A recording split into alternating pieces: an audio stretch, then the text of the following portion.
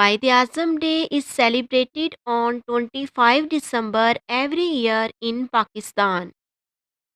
On this day, the bright star of the history of Pakistan, Muhammad Ali Jinnah, was born in Karachi.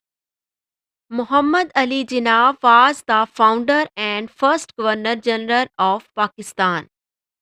He was referred to as Quaid-e-Azam, which translates to great leader. He is also revered as the father of Pakistan. He also sought the political union of Hindus and Muslims, which earned him the title of the best ambassador of Hindu Muslim unity. On this auspicious day, we gather to honor the father of the nation, Quaid-e-Azam Muhammad Ali Jinnah, on his birth anniversary.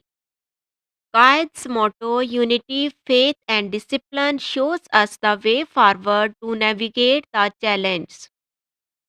Wreaths are laid his mausoleum in Karachi to commemorate his role in the founding of Pakistan.